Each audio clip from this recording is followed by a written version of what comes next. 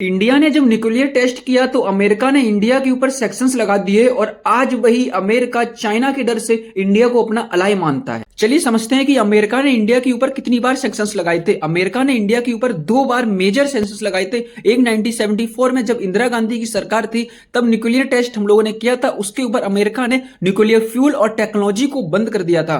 और दूसरा सैक्शंस 1988 में जब अटल बिहारी वाजपेयी जी ने 5 न्यूक्लियर टेस्ट एक साथ कर दिए थे तब अमेरिका ने हमारे ऊपर सैंक्शंस लगा दिए थे। और ये सैंक्शंस छोटे मोटे सैंक्शंस नहीं थे। इकोनॉमिक्स एड्स, डिफेंस कॉर्पोरेशन, कई सारी चीजें फ्रीज कर दी थी। और लोग कहते हैं कि अमेरिका ने कई सारे सैंक्शंस और लगाए थे। अमेरिका ने लगाए थे, लेकिन जैसे कि कंपनीज पे बैन लगा दिया कि इंडिया में नहीं आएंगी, साइंटिस्ट पे बैन कर दिया, टेक्नोलॉजी को इन्होंने इंडिया में आने से मना कर दिया था। और कई सिस्टम था वो 25 साल तक 1974 से 1998 तक अमेरिका ने इंडिया के ऊपर लगाया था। फिर 1988 के बाद जब 2001 में 26/9/11 हुआ अमेरिका में, तब अमेरिका ने हमारे ऊपर प्रतिबंध हटा दिया। अब सवाल उठता है कि अमेरिका इंडिया पे सैक्शंस क्यों लगा रहा था। वो रीजन सिंपल था कि अमेरिका नहीं चाहता था कि इंडिया न्यूक्लियर पावर बने और वो चाहता था कि इंडिया वेस्टर्न्स के भरोसे रहे। अब सवाल ये भी है कि अमेरिका अब क्यों नहीं प्रतिबंध लगा रहा है। अमेरिका इसलिए नहीं लगा रहा है क्योंकि अब अमेरिका का जो दुश्मन है वो है चाइना, और चाइना हमारे बॉर्डर से सटा हुआ है। और आपको पता है कि जब हमारी दुश्मनी अमेरिका से होती है तो हम चाइना का साथ देते हैं, और जिससे कि अमेरिका का काफी सारा नुकसान होता है। और जब चाइना से होती है तो हम इंडिया अमेरिका के साथ चले जाते हैं।